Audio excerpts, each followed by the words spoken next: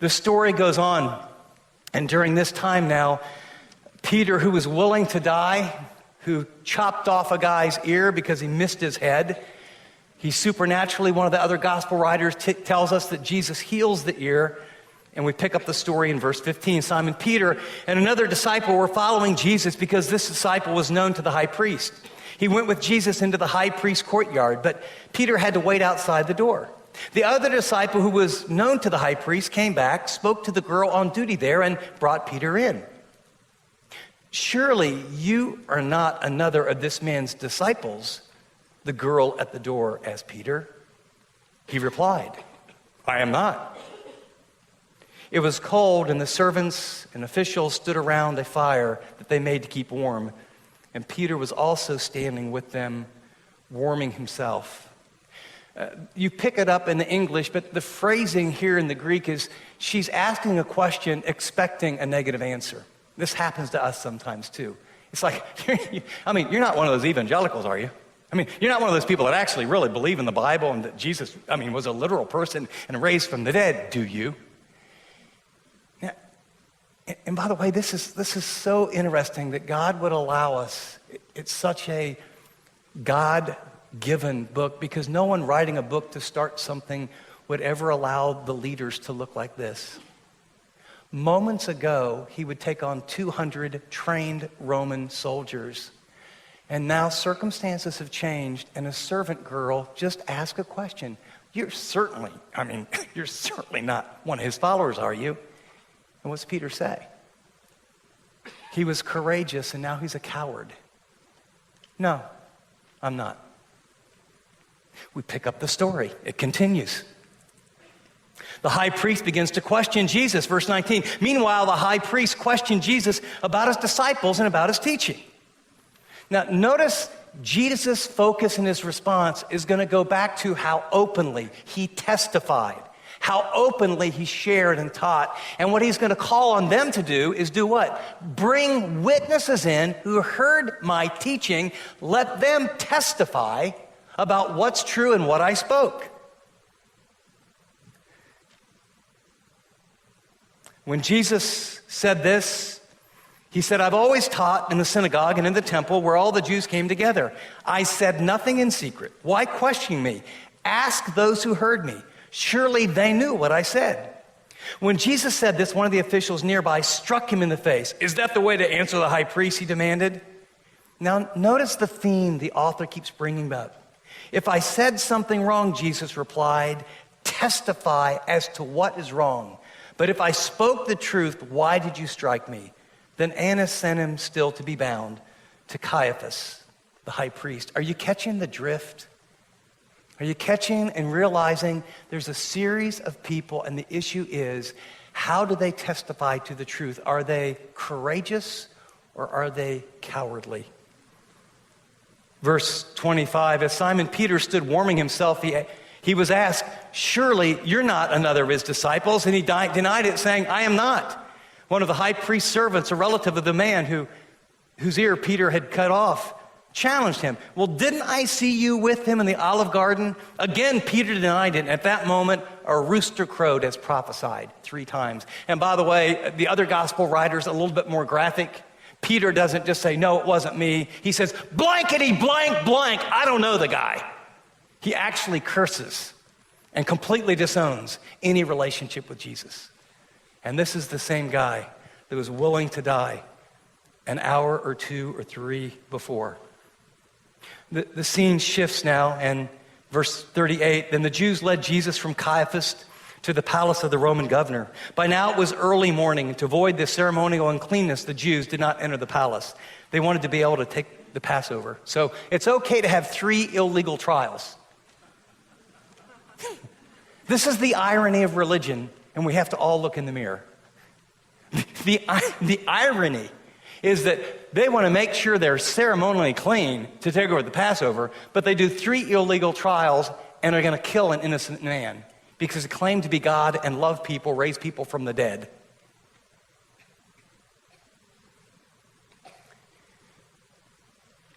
What are the charges you bring against this man, Pilate says. Well, if he were not a criminal, they replied, we wouldn't have handed him over to you. Pilate said, take him yourself and judge him by your own laws. Well, we have no right to execute anyone, the Jews objected. This happened so that the words of Jesus that had been spoken indicating the kind of death he was going to die would be fulfilled. Pilate went back inside and summoned Jesus and asked him, are you the king of the Jews? Is that your own idea, Jesus asked, or did you talk to others about me? Do you think I'm a Jew? Pilate replied. It was your people and your chief priests who handed you over to me. What is it that you have done? Testimony. Jesus said, my kingdom is not of this world. If it were, my servants would fight to prevent my arrest by the Jews. But now my kingdom is from another place. You are a king then, said Pilate. Jesus answered, testifying again. You were right in saying, I'm a king. In fact, for this reason I was born, and for this I came into the world to testify to the truth. Everyone on the side of truth listens to me. What is truth? Pilate asked. And with this, he went out again to the Jews and said, notice it's an examination by a government official. Here's his testimony. I find no basis for a charge against him. But it's your custom for me to release to you one prisoner at this time of year at the Passover. Do you want me to release for you the king of the Jews? They shouted back, no, not him. Give us Barabbas. Now, Barabbas had taken part in a rebellion and actually had committed murder. So these guys that don't want to be ceremonially unclean so they can take the Passover want a murderer to get off, an innocent man to die. Do you see? Cowards, courageous. And Jesus testifying to the truth and making this climactic statement about his entire life purpose. And by the way, that is our call, to testify to the truth. What's true about God? What's true about us? What's true about the world? What's true about the future? What a statement. Everyone on the side of the truth listens to me. I guess despite how gray the world has become, at least according to Jesus, who died and rose from the dead, you're either on the side of truth or you're not. Now, what I want to do, because I think the fact is that all of us are courageous at times, and all of us are cowardice at times. And I'd like to dig a little bit to find out why. What made these people do what they did? Because I want to know why I do what I do. I mean, I sort of want to know. Part of me doesn't want to know. But I'll never be courageous if I don't realize there's certain things that are predictors of making you and me cowards in our life. And as our theologian told us, we start in innocence and then we go on a march through temptation and either end up with a life of virtue or one of vice, depending on actually how you respond to the truth. Now, you're going to have to get your fingers ready, and I'm going to ask you to look up a couple passages because I don't want you to hear me say something. I want you to open and look and read and go, oh. Lessons from John 18. Lesson number 1 is a question. What kept Judas and Annas from listening to the truth in Jesus? And the answer is greed.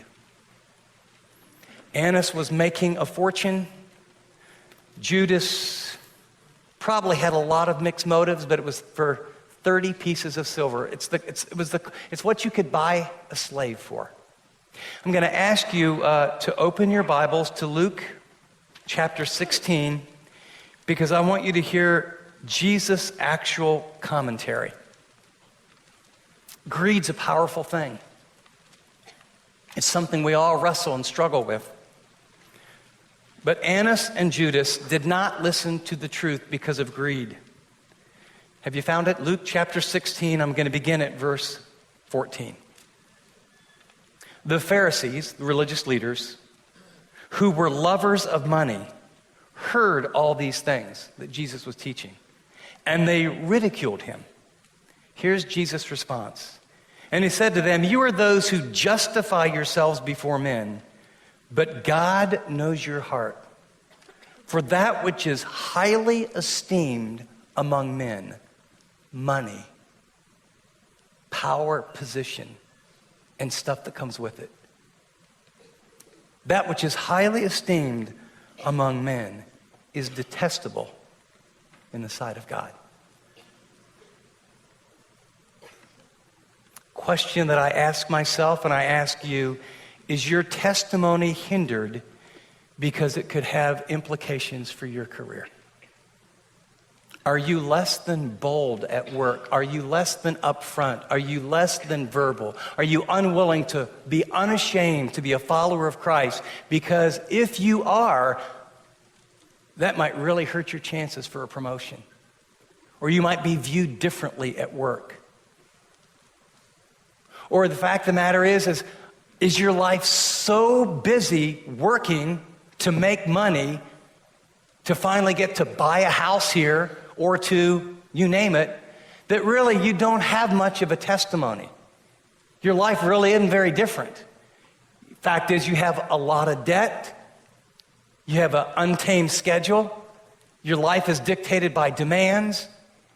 And you would never call yourself greedy, but the unconscious pursuit of what you think it's required here in the Silicon Valley has, by that pattern, dismissed you as being a person who is identified, loving, holy, caring, different in the best sense of the word, follower of Jesus.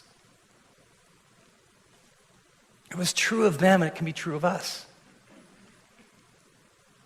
I've had a chance over the years to hire a few people out of the business world to take very significant positions, and they're so well equipped, especially in the areas that most pastors aren't trained, like Virendra. And this has been a 2 or 3 year conversation with him because I had sensed God working in his life, and he's got kids in college, and chief operating officers in the Silicon Valley make quite a bit more than executive pastors. So my conversations usually start something like, I have an amazing, downwardly mobile opportunity for you. I'm dead serious. And what I want you to know is that I can't probably pay you even close to what you're making. But if God, in fact, is leading and calling you to do this, you will have untold reward. And you will be rich in ways that all the money in the world could never satisfy. Now, I'm not saying at all that you need to come out of the business world. I'm just saying that one of the big things he had to really ask himself is, am I willing to trust God from lots and lots of zeros behind my name and what I've made to be an executive pastor? I have a couple friends in the business world that, a lot of people, we're in the Silicon Valley, if you're really open about your Christianity, you're really bold, there's no upward mobility, God can never, it won't work. Well, ask Kurt Perry that. He's the president of new branding at Google. And in the most loving, winsome way, he is out there. Pat Gelsinger's another very close friend. And on the one hand, you wonder, how does that guy get away with it? He is so bold. Well, I think all the Intel chips, up until, I think, in another year, they've developed another one. Pat developed all the Intel chips. He was like 18, working part-time, and created and designed some of those early chips. The dude is really brilliant, like scary smart. And he was torn because he asked God, he felt like there was a call to be a pastor. And he wrestled and wrestled and wrestled. And he had a very wise pastor give him counsel. Well, what do you think God's calling you to do? And he came to, I'm to be a pastor in the business world. When you talk to him, he'll talk about, I don't know how many thousands of employees. He says, I'm the senior pastor of VMware. Now, the fact that he does really well gives him a pretty good platform. But boy, the moment he makes a mistake, he's living in a very high risk, but gospel high reward world. All I want to say is, greed will make you and me a coward. We will run from the opportunity. We'll be afraid of what people think. Courage is stepping out and being bold even when it feels dangerous or you receive criticism or be viewed as anti-intellectual or a Bible thumper or one of those even prejudiced people. The second reason or lesson from John 18 is what kept the religious leaders from listening to the truth in Jesus. And the answer is pride, power, and position. Pride, power, and position. I'd like, if you will, to open to John chapter 12. Just move back from John 18. John chapter 12. Again, I want you to hear the actual gospel writers. I want you to look at it for yourself. It's easy to just hear someone say it or it comes up on a screen. Because in my heart, I don't want to believe that pride or position or that would make me a coward, but according to Scripture, it does. Verse 42 says, nevertheless, many of the authorities, these are Jewish leaders, Jewish religious leaders, believed in him. But for fear of the Pharisees, they did not confess it, so that they would not be put out of the synagogue. For they loved the glory that comes from man more than the glory that comes from God. Anybody concerned about your social standing? Anybody concerned about how you're viewed? Are you sophisticated? Are you intellectual? Anyone really not want to come under some sort of label that you're a Bible-believing, unashamed follower of Jesus? I've met people in the business world where some of what I know, people who really, really walk with God, and I've had people say, I had no idea he was a Christian. I had no idea she was a Christian. Well, I knew that they were a high-integrity person, and I knew they worked hard. There's a lot of people that have high integrity and work hard, but they mortgaged their there was no testimony. There's no testimony. We got almost 8 million people in the greater Bay Area, and less than 5% of them even go to a church, let alone a Bible-believing church. The only way they're going to hear is you and me. And the pride of what people think, or the sense of loss of power or position. My question for you and me, is your testimony hindered because of social pressure and how you're afraid people will look at you? It's one of those take it to God, honest questions. The third lesson is what kept Peter and Pilate from listening to the truth in Jesus. Well, it takes a little historical research with Pilate, and all I will tell you is that he made a handful of bad decisions, and the emperor at the time was dealing with some other things, and he went on sort of a long vacation, and he put one of his commanders in charge of Rome. And this commander, after a season, decided that he was going to try and marry into the royal family, and that made the emperor think, I think he's after my job, so he came back, had him executed. And then anybody that he appointed as an official, he started going through and had them executed. Well, Pilate was one of the guys that was appointed by this guy. And so when the Jews say, hey, anybody who has this king of the Jews is no friend of Caesar's, Pilate's going, you know what, this is easy. I can't handle one bad PR here, because all they have to say is, and the Jews talk to the emperor. It was fear. Peter was afraid. Weird, isn't it? He wasn't afraid when there's 200 soldiers and he's standing next to Jesus, but a servant girl and is sitting next to him, he's afraid. Moment of truth. Are you one of his followers? Do you follow him? This is like what ISIS people are doing right now around the world. Are you one of his followers? Yes, your head comes off. No, you can go. It's happened historically. This isn't hypothetical stuff. Peter goes, no. He ran. He was a coward. You know the root word, you know where we get our word coward? From the Latin word for tail. It's a picture of when an animal puts its tail between its legs and runs away from a predator of more power.